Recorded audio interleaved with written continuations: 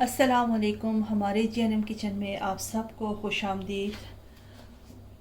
सबसे पहले हमारी तरफ से आप सबको 14 अगस्त बहुत बहुत बहुत मुबारक हो। आज हमारे किचन में बन रहा है चिकंदर और गोश्त। तो चलिए जी अपनी रेसिपी शुरू करते हैं इस दुआ के साथ कि अल्लाह ताला सबके दस्तरखान भरे रखे, आबाद रखे, आमीन सुम्मा आमीन।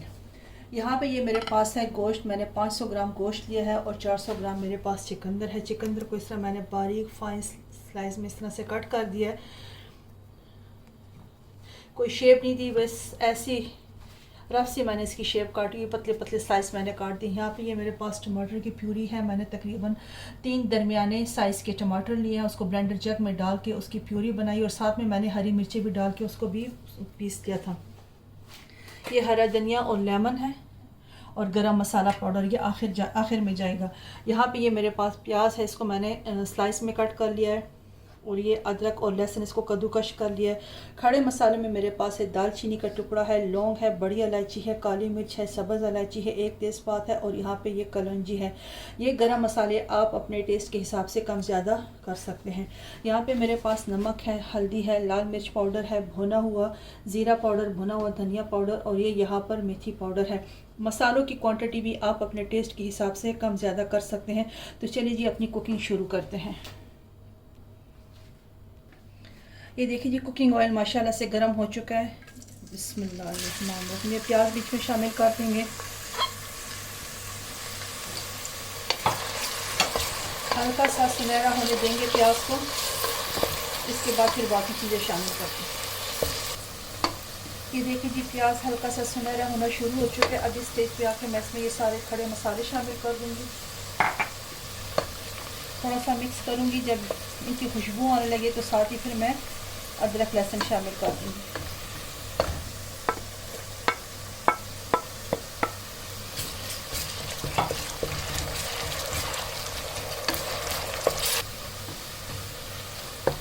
ये देखिए जी अदरक लहसुन का कच्चापन भी ख़त्म हो गया। अब इस स्टेज पे आकर मैं इसमें पानी शामिल कर दूँगी। पानी डालने से होगा कि प्याज और अदरक लहसुन नरम भी हो जाएगा और थोड़ा सा 1 मिनट के लिए इसको मैं छोड़ती हूँ, फिर इसमें मैं मसाले शामिल करती हूँ।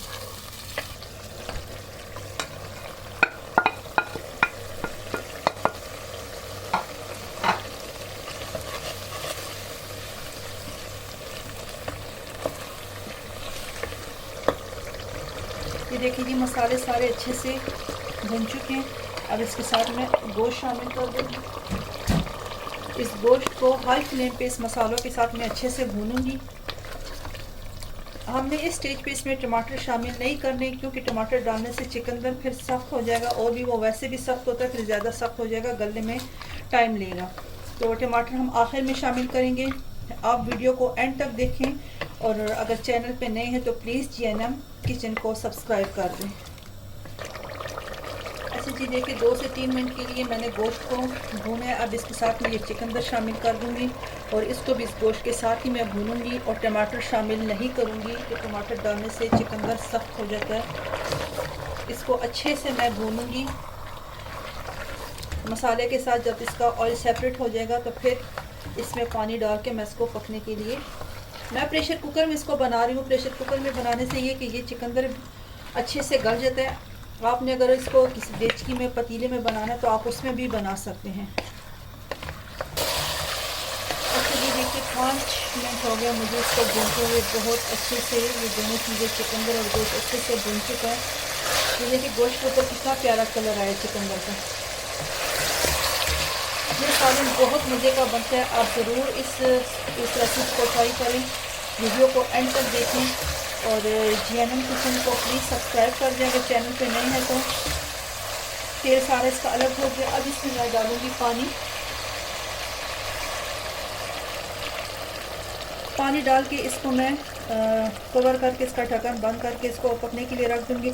अच्छा, प्रेशर कुकर में बनाने का मकसद ये कि इसमें गोश्त हो या कोई ऐसी सब्ज़ी जब हम बनाते हैं, कोई भी चीज़ बनाते हैं तो ये जल्दी से बन जाती है। और देचकी और पतीले में जब हम बनाते हैं तो थोड़ा टाइम लगता है उसको पकने में।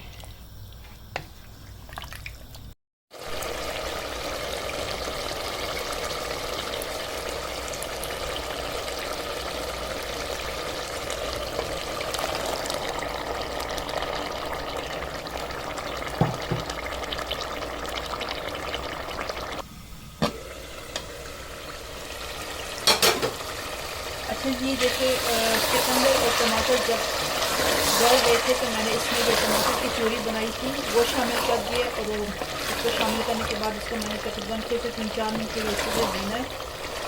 देखिए माशाल्लाह से कितना अच्छे से भून चुका है। अब इसके साथ में थोड़ी देर इसको और भूनूंगी कि इसका ऑयल सेपरेट हो जाए, फिर मैं थोड़ा सा पानी डाल के ग्रेवी बनाऊँगी।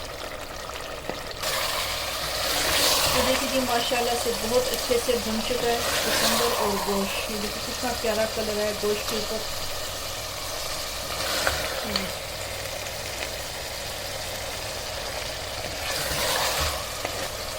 अब इसके ऊपर मैं थोड़ा सा लेमन डालती हूँ, थोड़ा सा ही डालना है क्योंकि चुकंदर का अपना जो जायका होता है ये मीठा होता है, इसलिए लेमन थोड़ा सा डालना पड़ता है।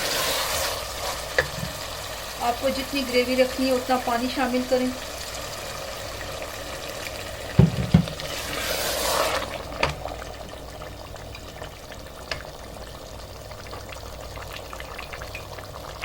गरम मसाला,